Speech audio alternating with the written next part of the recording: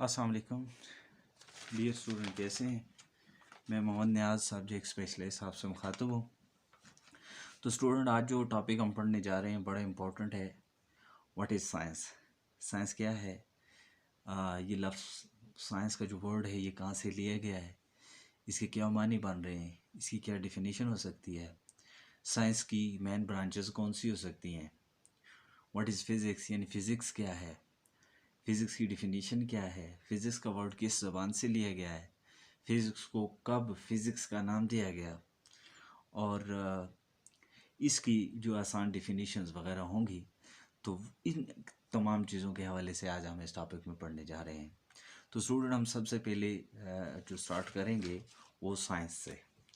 हमारे पास जो वर्ड है साइंस, स्टूडेंट ये वर्ड जो है ये लैटिन वर्ड साइंटिया से लिया गया है। SCIENTIA, scientia. साइंटिया एक लैटिन वर्ड है, यानी लातीनी ज़बान का लफ्ज़ है, और इसका जो मानी बन रहा है वो नॉलेज का है। नॉलेज यानी अब आप समझ चुके होंगे कि साइंस जो है लातीनी ज़बान का लफ्ज़ है, ये साइंटिया से लिया गया है, और जिसके मानी जो बन रहे हैं वो नॉलेज के हैं। तो अब इसकी प्रॉपर डिफिनीशन क्या हो सकती है। तो स्टूडेंट, इसकी प्रॉपर डिफिनीशन जो है वो ये भी बन सकती है कि science is the study of nature and behaviour of natural things and the knowledge that we obtain about them. यानी आप इस तरह भी कह सकते हैं कि साइंस असल में मताला है। किसका मताला है? नेचर का, कुदरत का, ठीक है जी। And behaviour of natural things, और ये जो हमारे पास कुदरती चीज़ें हैं इनका रवैया, इनकी बनावट, साख्त, इन चीज़ों के बारे में जब हम पढ़ें। And the knowledge that we obtain about them, और जो नॉलेज हमें, जो इल्म हमें हासिल होगा वो हमारे पास क्या होगा? साइंस होगा। तो इसकी आसान सी डिफिनीशन जो है वो हम लिख देते हैं। Science is the study of nature, यानी इसकी डिफिनीशन लिख देते हैं। Science is the study of nature and behavior of natural things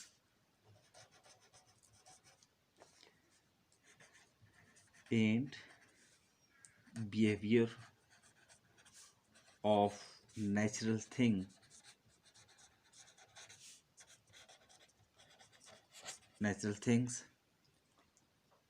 and the knowledge that we obtain about them, and the knowledge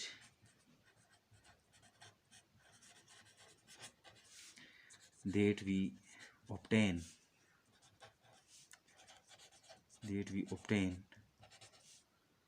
about them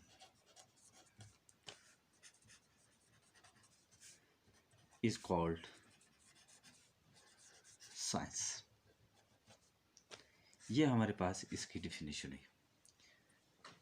अब student, इन इसकी main branches के बारे में पढ़ें तो हमारे पास साइंस की ब्रांचेस बहुत सी बन सकती हैं।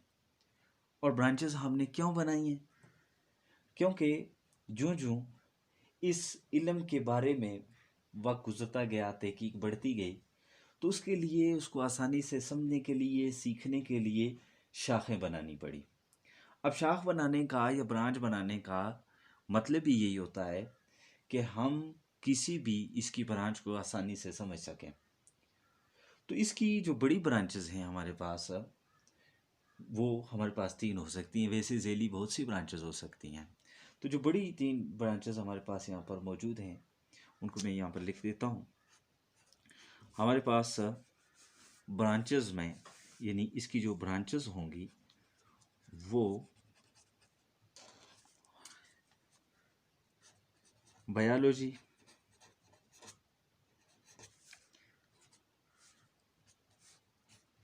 केमिस्ट्री,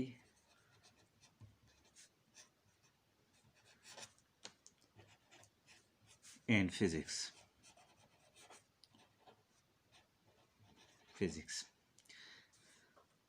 अब बायोलॉजी जो है आप जानते हैं कि ये साइंस की वो शाख है जिसमें हम जानदार चीज़ों के बारे में पढ़ते हैं। तो आप इसको इल्म हयातियात भी कह सकते हैं, हयातियात, ठीक है। अब दूसरा जो है हमारे पास केमिस्ट्री या इल्म कीमिया भी इसको कह सकते हैं। और इस तरह तीसरी जो है वो हमारे पास उसको तबियात कहते हैं, तबियात। डियर स्टूडेंट, हमारे जो अगले लेक्चर्स होंगे वो असल में फ़िज़िक्स के ही हवाले से होंगे। तो हमने आज ये भी देखना है कि वर्ड फिज़िक्स कहाँ से आया, इसकी डिफिनीशन क्या बन रही है, इसका कंसेप्ट क्या बन रहा है। तो हमने जो स्टार्ट करना है आगे वो फिज़िक्स को स्टार्ट करना है, फिज़िक्स। डियर स्टूडेंट, ये जो वर्ड फिज़िक्स है ये भी किसी ज़बान से लिया गया एक लफ्ज़ है। यानी सबसे पहले ये जो वर्ड है ये ग्रीक वर्ड फुजिस से निकला है। तो हमारे पास जो अल्फ़ाबेट इसके लिए इस्तेमाल हुए हैं, ग्रीक अल्फ़ाबेट, वो भी मैं यहाँ पर लिख देता हूँ। तो ये लफ्ज़ जो फिज़िक्स है यानी इसका मतलब नेचर है, नेचर, ठीक है। स्टडी ऑफ नेचर भी कह सकते हैं। अब आपने देखना है कि वो कौन से लफ्ज़ थे, कौन से अल्फ़ाबेट थे जिनसे मिलकर ये फिज़िक्स बना। तो वो ग्रीक अल्फ़ाबेट थे हमारे पास, फाई बार, नियो बार, स्मॉल सिग्मा और ईटा बार, ईटा बार। अब ये ग्रीक अल्फ़ाबेट हैं। तो ये हमारे पास फाई जो है यानी PHI फाई और ऊपर बार पड़ा हुआ है। दूसरा है हमारे पास नियो, NU नियो। और ये तीसरा जो है इसको आप सिग्मा कह सकते हैं, ये स्मॉल सिग्मा है। और ये आखिरी ईटा है और ऊपर बार पड़ा है तो आप इसको ईटा बार पढ़ेंगे। तो ये अल्फ़ाबेट जो हैं इस्तेमाल हुए थे फिज़िक्स के लिए। अब डायग्राम से ये बात हमने क्लियर करनी है कि कैसे फिज़िक्स का नाम फिज़िक्स तक पहुंचा। तो हमारे पास ये मैं एक डायग्राम बना देता हूँ। इस डायग्राम को समझने की कोशिश करें। सबसे पहले ग्रीक में ये वर्ड इस्तेमाल हुआ था फुजिस, PHUSIS, फुजिस। फिर इसके बाद ये ग्रीक में ही आगे जाकर फुजिका बना, PHUSIKA, फुजिका, या फुजिक भी पढ़ सकते हैं, PHUSIKE, ठीक है। और जिस वक्त ये फुजिका था तो उस वक्त लैटिन में ये फिजिका था, PHYSICA, ये लैटिन में था, ठीक है। और इसी तरह उस वक्त इंग्लिश में ये फिजिक था, फिजिक, फिजिक इंग्लिश में। तो अब मानी क्या बनते हैं, फिजिक्स, फिजिकल थिंग्स, यानी इंग्लिश में जो था तो उसको आप फिजिकल थिंग कह सकते हैं। यानी मानी क्या बने, फिजिकल थिंग्स यानी तभी चीज़ें, ठीक है।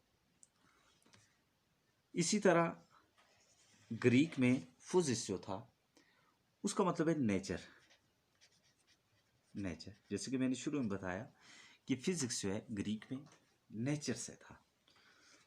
फिर ये फिजिका भी बना, तो फिजिका में नेचुरल थिंग्स, नेचुरल थिंग्स। इसी तरह फिजिका का अगर हम प्लूरल देखें तो वो हमारे पास जो बनता है फिजिकोज। बहरहाल इसके बाद जाकर ये लेट 15th सेंचुरी में फिजिक्स बना।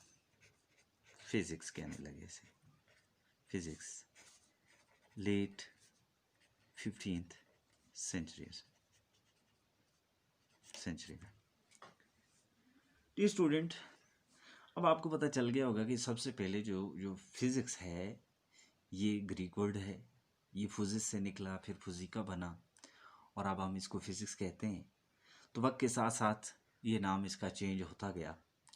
तो बहरहाल अब हमने इसकी डिफिनीशन से इसका कंसेप्ट निकालना है कि डिफिनीशन से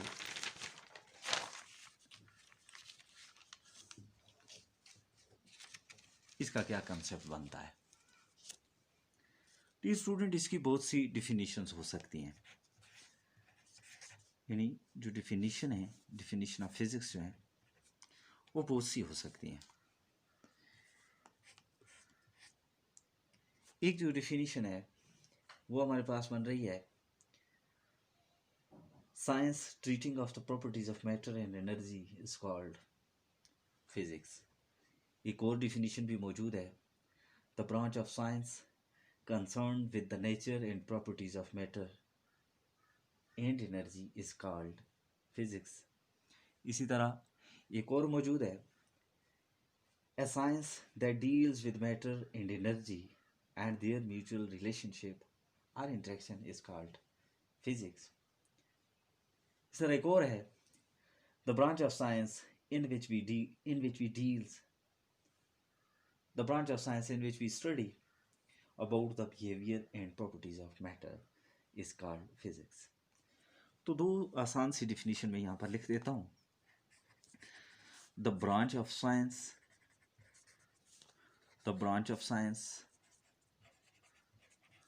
in which we study about matter, energy and their mutual relationship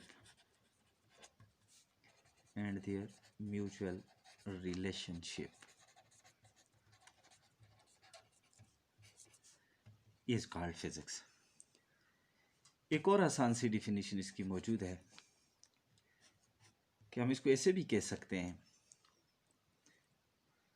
the branch of science in which we study about the behavior and properties of matter is also called physics। The branch of science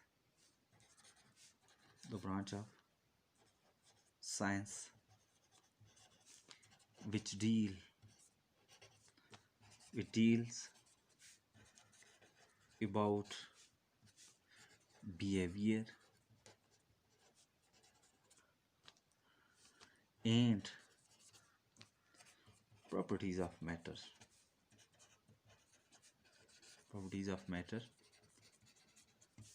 is called physics।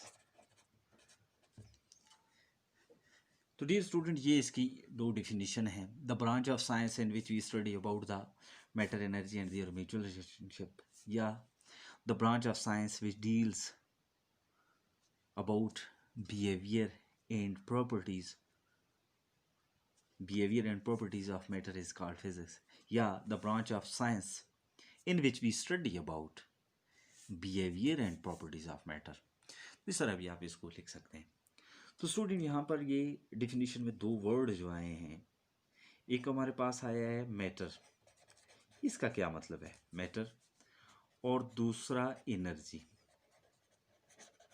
आगे जाकर इन चीज़ों के हवाले से हम तफसीली पढ़ेंगे, लेकिन यहाँ पर इनको डिफाइन कर देते हैं। मैटर यानी मादा क्या है, और मादा के बारे में आप जानते हैं, कोई भी चीज़ जो वज़न रखे, जगह घेरे, तो आप उसको मादा कह सकते हैं। Anything that occupies space, anything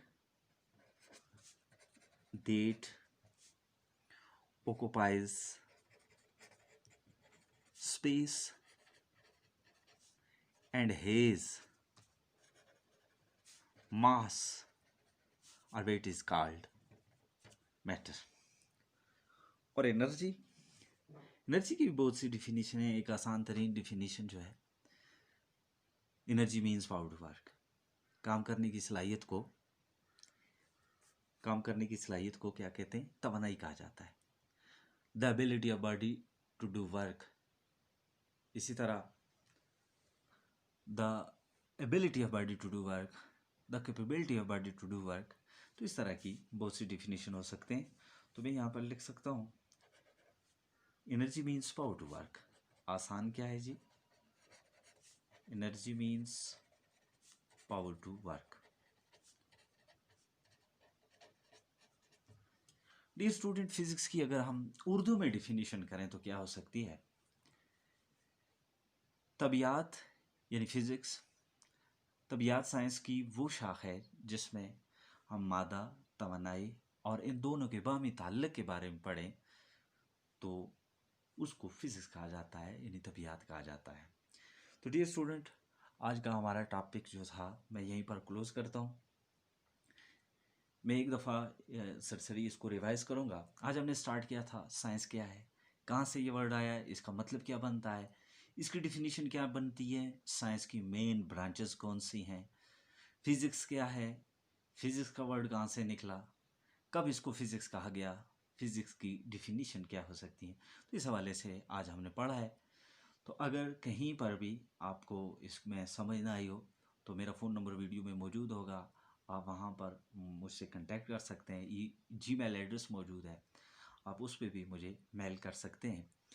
तो स्टूडेंट, इंशाल्लाह आहिस्ता आहिस्ता हम आगे की तरफ बढ़ेंगे। ये पहला लेक्चर है, तो नेक्स्ट जो लेक्चर्स होंगे इंशाल्लाह वो ज़्यादा अच्छे तरीके से मैं यहाँ पर बनाकर आप लोगों के लिए अपलोड करूँगा।